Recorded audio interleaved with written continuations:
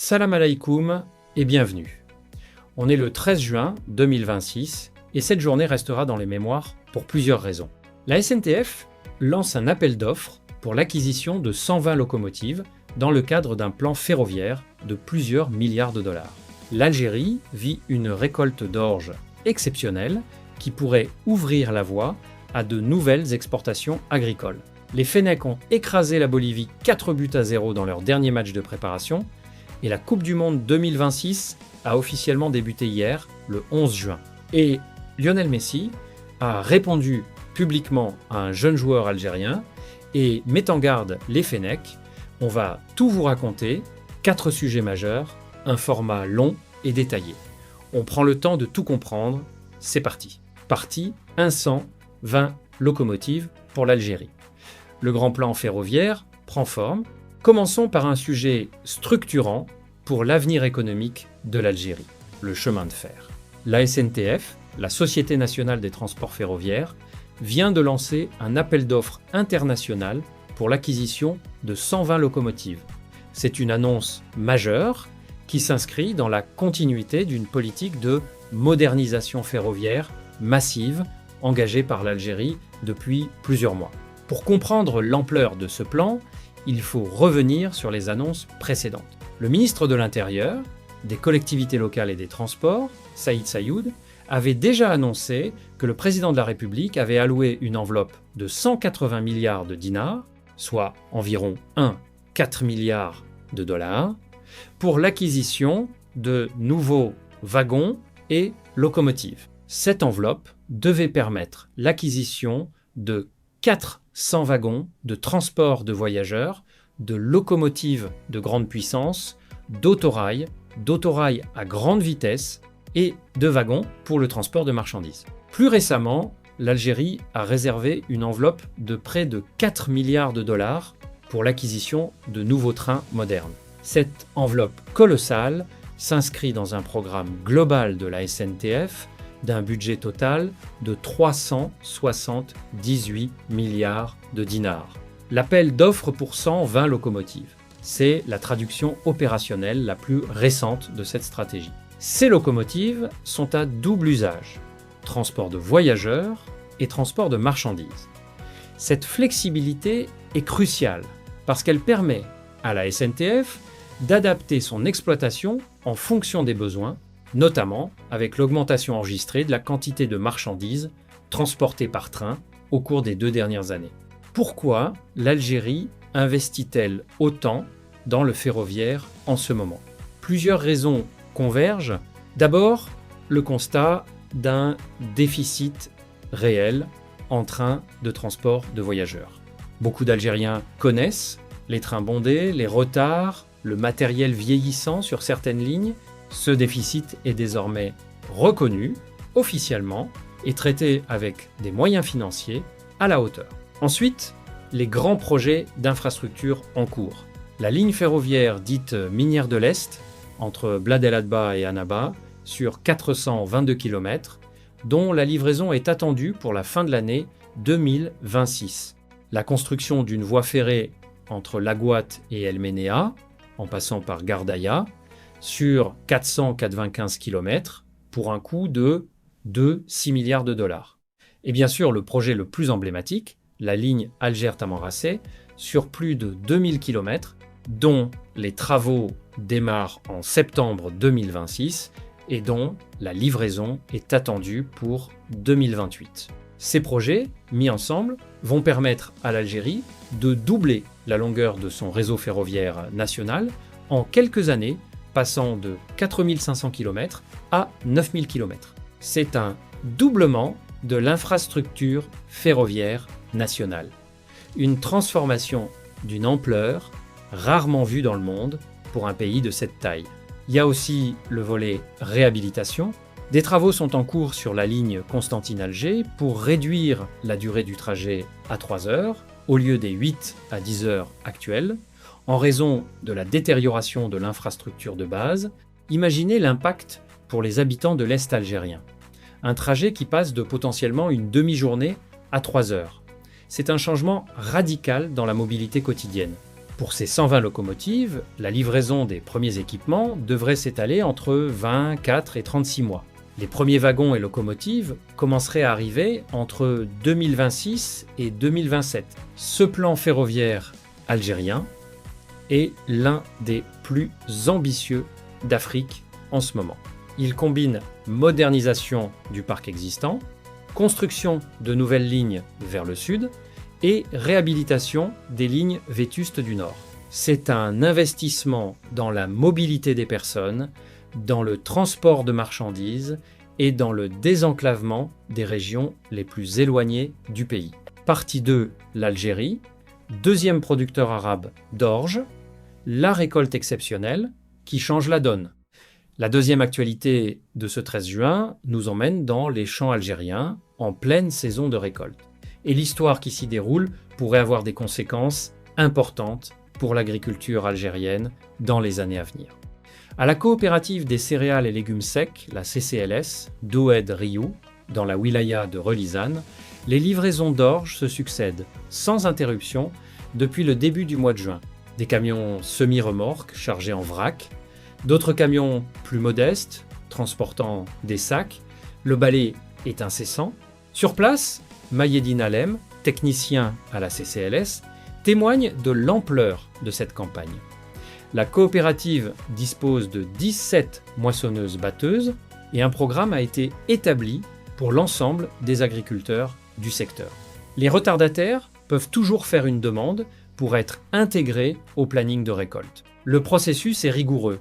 Après le passage du camion sur le pont bascule pour peser la marchandise, le technicien monte sur la remorque et enfonce une longue sonde dans le tas de grains pour prélever des échantillons.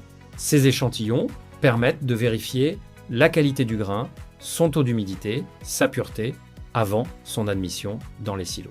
Et cette scène, de lait à l'ouest du pays, se reproduit à l'identique. C'est une mobilisation nationale. Abdelghani Ben Ali, secrétaire général du Conseil national de la filière des céréales, le CNIFC, n'hésite pas à employer une formule forte. Il parle d'année de l'orge. Pourquoi cette céréale en particulier ? Parce que l'orge occupe près d'un tiers des surfaces céréalières cultivées en Algérie. Et son utilisation principale, c'est l'engraissement des moutons, ce qui en fait une culture particulièrement rémunératrice pour les agriculteurs. Surtout dans un pays où l'élevage ovin est central, notamment pour l'Aïd el-Adha. Le chiffre le plus marquant de cette campagne 2026 vient d'une source internationale insoupçonnée, le département américain de l'agriculture. Selon ses estimations, avec près de 3 millions de quintaux produits, l'Algérie est classée en 2026 au deuxième rang des pays arabes et africains producteurs d'orge. Deuxième position, c'est une performance remarquable pour un pays qui, il y a encore quelques années, importait massivement ses céréales fourragères. Sur le terrain, dans un champ près d'Oued Rioux, Abed, un agriculteur d'une soixantaine d'années, confie sa satisfaction à une équipe de télévision. Après cette livraison, il va encore en amener une autre. Il souligne que le personnel de la CCLS apporte toute l'aide nécessaire pour faciliter les livraisons. Aussitôt l'orge moissonnée, une botteleuse s'emploie à presser l'abondante paille sous forme de bottes d'une vingtaine de kilos, un produit recherché dans l'élevage et qui est exporté hors de la parcelle, même si cela se fait au détriment de la fertilité du sol à long terme, un sujet qui mérite attention pour les saisons futures. Maintenant, la grande question, cette récolte exceptionnelle va-t-elle ouvrir la voie à l'exportation ? Pendant des décennies, l'Algérie a été un importateur structurel de céréales, notamment de blé tendre et d'orge fourragère. Une récolte exceptionnelle, qui place le pays au deuxième rang arabe et africain, change la perspective. Si la production dépasse les besoins de consommation intérieure, notamment pour l'alimentation animale, l'Algérie pourrait pour la première fois envisager d'exporter une partie de sa production d'orge. Cette question s'inscrit aussi dans un contexte réglementaire en évolution.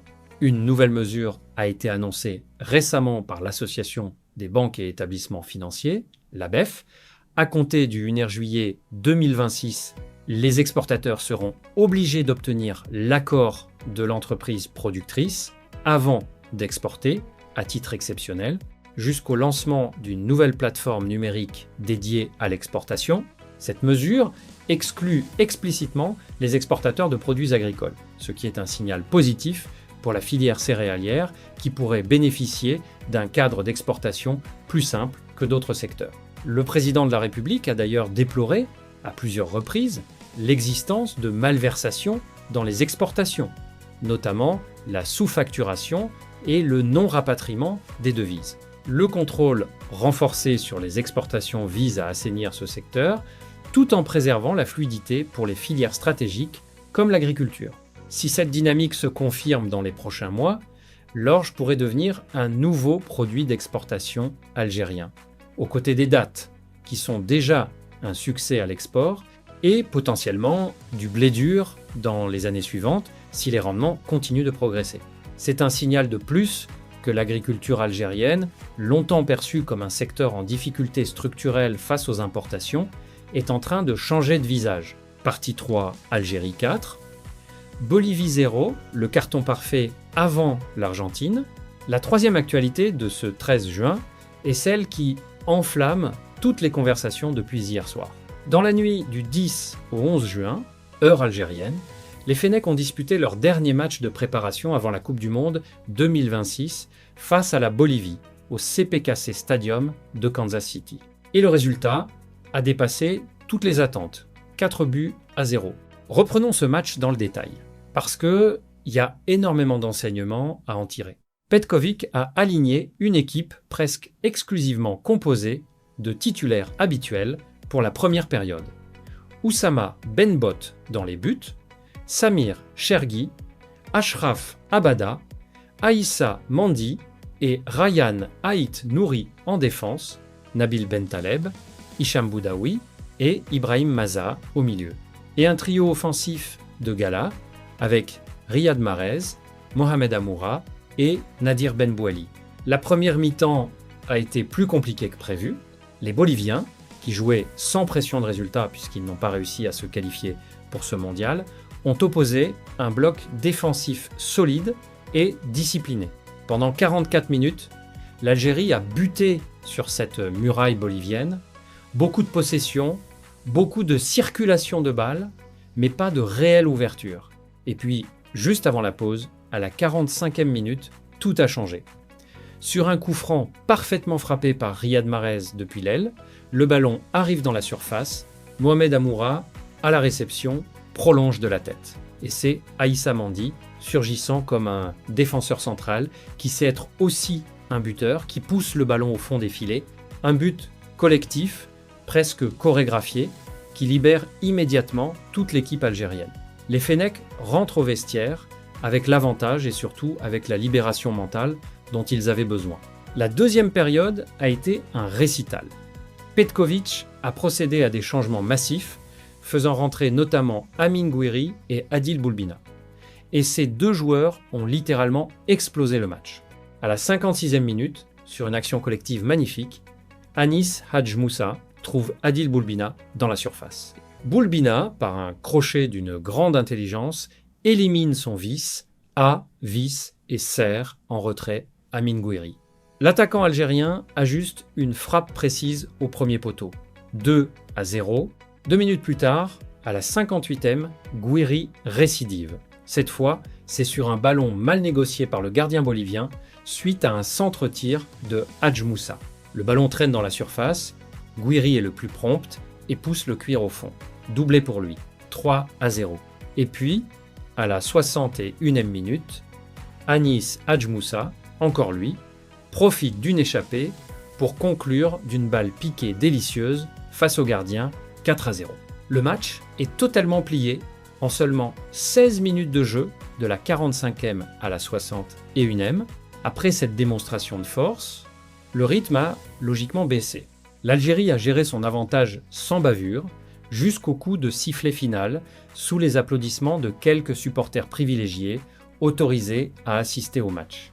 Que retenir de cette rencontre ? D'abord, la profondeur de l'effectif algérien. Ce ne sont pas les titulaires habituels qui ont marqué les 3 derniers buts. C'est le banc. Gouiri et Hadj Moussa, entrés en cours de jeu, ont fait la différence. Cela signifie que Petković dispose d'options offensives capables de changer un match à tout moment, ce qui est absolument crucial sur un tournoi long comme une Coupe du Monde où la gestion de la fatigue est essentielle. Ensuite, la complémentarité Mahrez-Amour-Amandi pour le premier but et Boulbina, Gouiri, Hadj, Moussa pour les 3 suivants montre que cette équipe a plusieurs visages, plusieurs systèmes possibles, plusieurs façons de marquer, enfin, et c'est peu, être le plus important. Cette victoire arrive au moment idéal, juste avant l'entrée en lice dans le mondial. Le moral est au plus haut, la confiance est totale, et l'adversaire suivant, c'est pas n'importe qui, c'est l'Argentine, championne du monde, en titre, la Coupe du Monde 2026. La 23e édition de l'histoire, a démarré hier, le 11 juin 2026, avec le match d'ouverture entre le Mexique et un adversaire à Mexico. Pour la première fois de l'histoire, le tournoi est organisé conjointement par 3 nations, les États-Unis, le Mexique et le Canada. La compétition se déroulera jusqu'au 18 juillet 2026 et elle va captiver l'attention planétaire pendant plus d'1 mois. Et dans 4 jours, mercredi 17 juin, dans la nuit du mercredi au jeudi heure algérienne, l'Algérie va vivre son entrée dans ce tournoi face à l'Argentine. Partie 4 Messi répond à Maza, la guerre des mots avant le choc Algérie-Argentine. La 4e et dernière actualité de ce 13 juin est celle qui fait le plus parler dans les médias sportifs internationaux depuis hier. Et elle tourne autour d'un nom, Lionel Messi. Tout est parti d'une déclaration d'Ibrahim Maza, le jeune et talentueux milieu de terrain algérien qui évolue dans l'un des grands clubs européens. Dans une interview accordée avant le départ pour les États-Unis, Maza, avec l'audace et la fraîcheur de la jeunesse, a tenu des propos pleins de confiance sur le match à venir face à l'Argentine. Sans manquer de respect, Maza a exprimé sa conviction que les Fennecs avaient les armes pour rivaliser avec n'importe quelle équipe, y compris la championne du monde en titre, et que cette génération de joueurs algériens n'avait pas peur des grands noms. Ces propos ont fait le tour des médias sportifs, et la réaction n'a pas tardé. Lionel Messi lui-même, interrogé par des journalistes lors d'un point presse de la sélection argentine, a répondu directement aux propos de Maza. Le message de Messi a été clair et ferme, le respect est total pour l'Algérie et pour ses joueurs, mais l'Argentine n'a pas l'intention de prendre ce match à la légère, et chaque équipe qui sous-estime l'Albi-Céleste le paye généralement cher sur le terrain. Une réponse qui sonne presque comme une mise en garde, un avertissement amical mais ferme de la part du meilleur joueur de l'histoire récente du football mondial. Ce type d'échange entre joueurs avant un match de Coupe du Monde n'est pas anodin. Il crée une tension psychologique, une attente supplémentaire et il dit beaucoup de choses sur l'état d'esprit des 2 équipes. Du côté algérien, ces propos de Maza, bien qu'ils aient pu sembler audacieux à certains, traduisent surtout une chose. Cette génération de Fennecs n'a pas de complexe. Ils ont grandi dans les grands clubs européens, ils ont joué contre les meilleurs joueurs du monde en club. Pour eux, Messi n'est pas un mythe inaccessible. C'est un adversaire comme un autre, certes exceptionnel, mais un adversaire qu'on peut affronter avec ses armes. Du côté argentin, la réponse de Messi montre que même la meilleure équipe du monde reste sur ses gardes. L'Argentine sait que dans un mondial, n'importe quelle équipe peut créer la surprise sur un match. Et après la victoire de l'Algérie contre les Pays-Bas et le carton de 4-0 contre la Bolivie, l'Argentine sait qu'elle affronte une équipe en pleine confiance. Maintenant parlons stratégie pour ce match du 17 juin. Plusieurs questions tactiques se posent pour Petković. Premièrement, comment neutraliser Messi sans pour autant désorganiser tout le système défensif algérien? Coller un marquage individuel strict sur Messi peut désorganiser les automatismes défensifs collectifs. Mais le laisser totalement libre serait suicidaire. La solution probable: une défense compacte, des lignes resserrées et des rotations défensives intelligentes pour toujours avoir 2 joueurs proches de Messi sans figer un marqueur dédié. Deuxièmement, comment exploiter les espaces que l'Argentine va laisser? L'Albi-Céleste joue avec des latéraux qui montent beaucoup. Les transitions rapides de l'Algérie, avec Hadj Moussa et Gouiri en pointe de la contre-attaque, peuvent exploiter ces espaces dans le dos de la défense argentine. Troisièmement, le mental. Jouer contre l'Argentine au mondial, devant un stade qui sera majoritairement acquis aux champions du monde, est une expérience unique. La gestion émotionnelle des joueurs algériens, surtout des plus jeunes comme Maza, sera déterminante. Le match se jouera au GEA Field at Arrowhead Stadium de Kansas City, avec une capacité aménagée à 76 000 places. L'Algérie connaît déjà ce stade, puisque c'est là qu'elle a joué contre la Bolivie. Cette familiarité avec le terrain, les vestiaires, l'environnement, peut représenter un petit avantage. L'attente est immense. Et dans 4 jours, le monde entier aura les yeux tournés vers ce match Algérie-Argentine. Voilà pour ce 13 juin 2026, une journée riche en émotions et en informations. La SNTF lance un appel d'offres pour 120 locomotives dans le cadre d'un plan ferroviaire de plusieurs milliards de dollars qui va doubler la longueur du réseau national de 4 500 à 9 000 km avec des lignes vers Annaba, Gardaïa, El Ménéa et le grand projet Alger-Tamanrasset. L'Algérie devient le deuxième producteur arabe et africain d'orge, avec 3 millions de quintaux, selon le département américain de l'agriculture.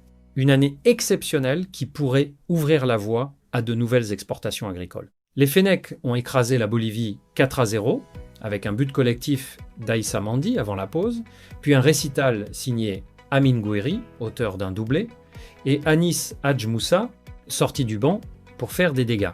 Cette victoire arrive au moment idéal, juste avant l'entrée en lice dans la Coupe du Monde 2026, qui a officiellement débuté hier, le 11 juin, avec le match d'ouverture au Mexique. Et Lionel Messi a répondu directement aux propos confiants d'Ibrahim Maza, mettant en garde les Fennecs sur le respect que mérite l'Argentine. Une guerre des mots qui ajoute encore plus de piment au choc du 17 juin à Kansas City. L'Algérie avance. Sur les rails, qui vont bientôt traverser tout le pays, dans les champs de céréales et sur les terrains de football. Likez si cette vidéo vous a apporté quelque chose, abonnez-vous pour ne rien rater, on se retrouve très bientôt.